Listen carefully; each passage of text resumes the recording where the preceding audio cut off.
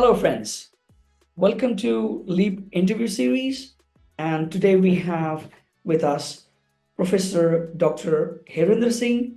He's the professor of education since 2007. Right? And more about him, let us ask him. Sir, welcome to this interview series. Thank you. Thank you. Can you just describe your journey so far? Well, Uh, yeah, I know it's been a long journey, but you can just talk about major milestones. First of all, good afternoon, everybody. I am obliged to Mr. Sachin to share my life journey with such an augustous audience and viewers. Actually, life is not a bed of roses. It is full of challenges. At every step of life, you will find different kind of challenges. My journey started from since 1987, 89 or 91. Since I am working in education field, so as a dedicated educationist with over 2 decades of academic and administrative experience, I have consistently worked to promote excellence, innovation, and inclusively in the field of education. My multidimensional qualifications and exposure across discipline have allowed me to adopt a holistic, learner-centric, and technology-integrated approach to teaching and administration. And in this my journey, I have actively participated, but before participation, it is my over 28 years journey, having started my journey as a teacher and now working as a principal director and professor of education since 2007, as you mentioned it. Uh, I have held the position of professor, and thoughtfully my career, I have worked in various states in India, including Jammu and Kashmir, Rajasthan, and Uttar Pradesh also. My academic journey reflects a deep commitment to multidisciplinary learning. As I mentioned it, I hold a master degree in law, economics, Hindi, political science, psychology, education, management, and journalism and mass communication. I have also completed a post-advanced diploma in Russian language and postgraduate diploma in rural management. Wow. My research journey includes an M.Phil and Ph.D. and D.Litt in education. I have always believed in active contribution to academic knowledge. I have published over 150 research papers and articles in reputed national and international journals, Wow. magazines, and newspapers. In addition, I have authored 24 books and contributed chapters in 4 edited volumes. As part of my editorial engagement, I serve as chief executive editor of 5 research journals, Wow. in which 2 are international and 3 are national Indian journals. And I'm associated with the peer review process of several scholarly journals across the world. I have been fortunate to guide more than 90 research scholars. Wow. I have also been associated with a major research project sanctioned by University Grant Commission of India and have the 3 patents published of my academic innovations. Wow. I have actively participated over 385 conferences and workshops, national and international, and have delivered more than 350 lectures, including keynote speeches, special talks, and valedictory inaugural addresses. I have also taken the initiative to organize several national and international conferences. I had the privilege to be selected for the Government of India prestigious LEAP Leadership of Academic program, which I completed at SAD Business School, University of Oxford, UK, and NIPA, New Delhi. I also attended the academic leadership program at Mahatma Gandhi Antarashtriya Hindi Vishwavidyalaya Wardha under PMMNNT and specialized training on Indian knowledge system at University Grant Commission HRDC, Banaras Hindu University, Varanasi. For academic purpose, I have visited several countries, including the United Kingdom, Singapore, Thailand, Sri Lanka, and Nepal. My work in education has been recognized with several honors. I was awarded the Shikshak Sri Samman by the government of Uttar Pradesh in India. It is the second highest state level award in the field of education. Wow. I have also received 16 additional awards in this field also for my contribution in higher education. I am proud to be a fellow of Directorate International, really, and serve as a Peace Ambassador of the Gandhi Peace Foundation, Nepal. Currently, I serve as a in an NGO like Shiksha Sanskriti Utthanyas. I am the Prant Sanrakshak now, having previously worked as Prant Adhyaksh. Prant means Provincial President of the UP. I am also the Global Advisor of the Center for Narendra Modi Studies. Wow. I am associated with numerous professional and academic bodies like Bharatiya Shikshan Mandal, Vidya Bharati Uch Shiksha, Indian Association of Teacher Educators, Indian Social Science Association, Comparative Education Society, Pragya Pravaha, Rashtriya Shikshak Mahasangh, Indian Political Science Association, Global Educational Research, and so more. I have also served in various capacities as NAC peer team assessor. NAC means National Accreditation Council, chairperson of National Education Council, BT member of National Council for Teacher Education, member of World Peace Movement Trust, Evaluation Commission IAO, and as my journey, I am the alumni of your Oxford University. Yeah. That is my vision for this. Thoughtfully, my career, I have remained committed to academic excellence, innovations, and institutional building.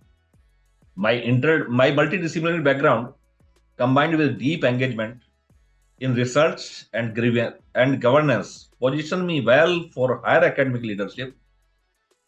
I believe in creating knowledge ecosystem that are noted in Indian values while being globally competitive.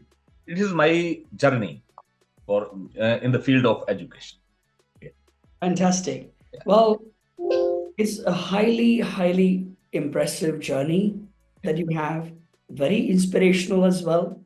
And I think there's a lot to learn from the wealth of knowledge that you have, and obviously the experience that you have built in the education industry. Having said that, let me start with a question about education in general,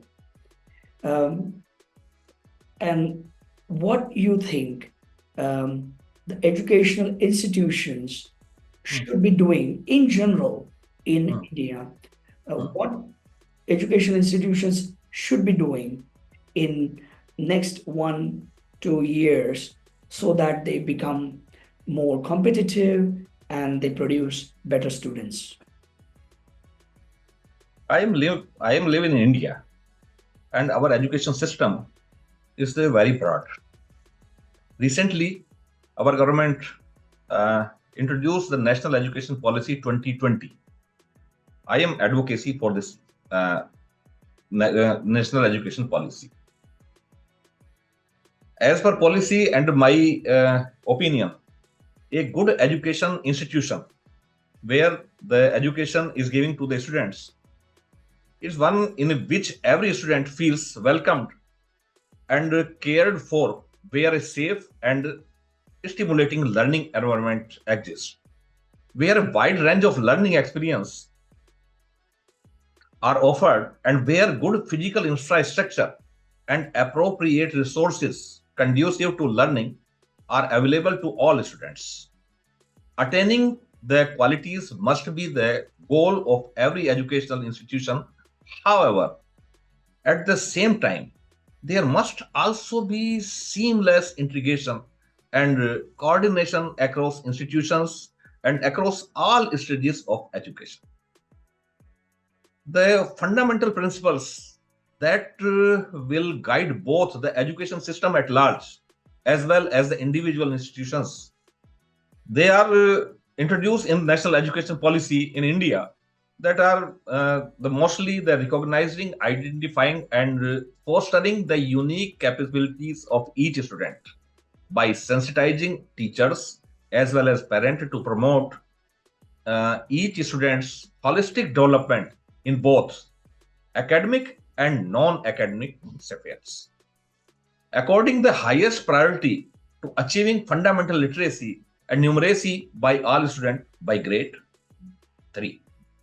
Flexibility so that learners have the ability to choose their learning transactions and program and thereby choose their own paths in life according to their talents and interests. Next is there no hard separations between arts and science, between curricular and extracurricular activities, between vocational and academic streams, etc. In order to eliminate harmful hierarchies among and silos between different areas of learning, the multidisciplinary and a holistic education across the science, social science, art, humanities, and sports for a multidisciplinary world in order to ensure the unity and integrity of all knowledge. Emphasis on conceptual understanding rather than role learning and learning for exams. Creativity and critical thinking to encourage logical decision making and motivation.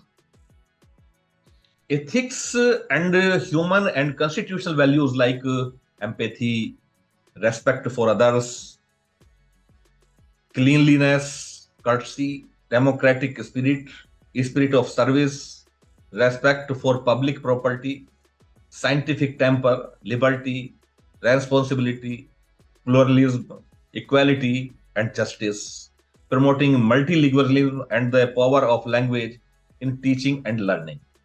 We are advocacy for local languages and regional language too.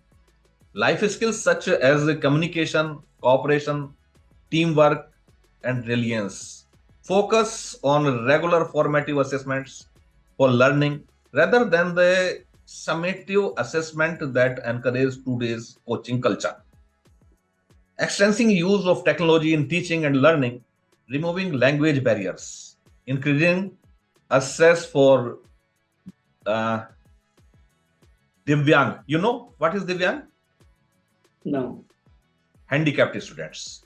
Right. In India, in handicapped, there is the word Divyang. The Divyang students, handicapped students.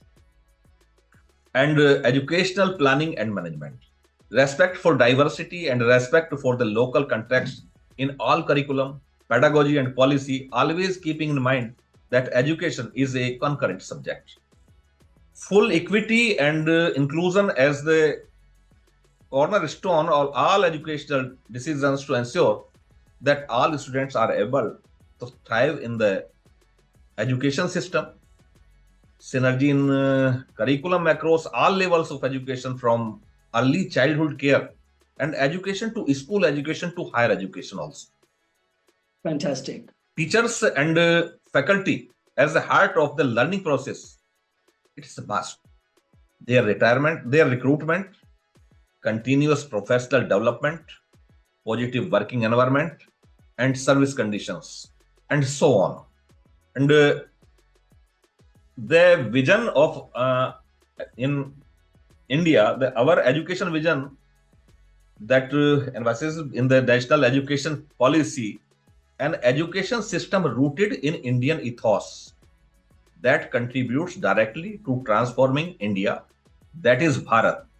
The Bharat is the original name of India. You know, Yes, absolutely. I know. Yeah. sustainably into an equitable and vibrant knowledge society by providing high quality education to all and thereby making India a global knowledge superpower. The, our policy, the national education policy, emphasizes that the curriculum and pedagogy of our institutions must develop among the students a deep sense of respect towards the fundamental duties and constitutional values in a changing world. The vision of our education and our education policy is to instill among the learners a deep rooted pride in being Indian, not only in thought, but also in spirit, intellect, and deeds, as well as to develop knowledge, skills, values, and dispositions that support responsible commitment to human rights, sustainable development, and living, and global well being, thereby reflecting a truly global citizen. It is our vision. Fantastic. That's really amazing. I think you summarized it so well, and you kind of covered everything that is probably the audience would like to know about education and how it should, how institutions, students, all should go about, in the sector of education in India. From a perspective of um, your institution where you are a principal and director, um, uh, what are the kind of courses that are being offered? Is that a college? So briefly, if you can tell us about your institution. Uh, in our institution, there are many challenges, but according to our vision, the No, challenges I'm asking subjects. What are the courses? courses in my institution. In my Yes. institution is mainly focus on teacher education, and Okay. other than commerce, science, and management. Okay. All right. Brilliant. There are BA, Bachelor of Arts, Master of Arts in Economics, in Education, in History, in Political Science, and Master of Education, Bachelor of Education, Research in Education, Okay. Master of Business Administration. There are courses, various courses there are. Yeah. Fantastic. Fantastic. Okay. Well, just the last question regarding the add-on courses, because a lot of institutions are governed by the university, um, and these universities are, um, having these, um, you can say, curriculum, which goes over a change, but it's not that fast, and technology is moving very fast. So lots of institutions are offering add-on courses or value-add courses. My question is this supported by NEP 2020? And if yes, um, what is your view whether add-on courses should be offered or not? In my opinion, according to the national education policy, the various courses will be added. Uh, the, at present, the rapidly change in the system of education, the technology and AI is introduced in the education. So, as the demand of the time, the various courses supported by technology will be introduced in the all streams. Right. Yeah. Okay. All right. Fantastic. So I think we're coming towards the end of our time. You summarized everything so really well. Again, you are full of knowledge and a lot of experience. So we can probably talk for hours, but obviously, there is time limit that we are hitting. So once again, thank you so much for your time.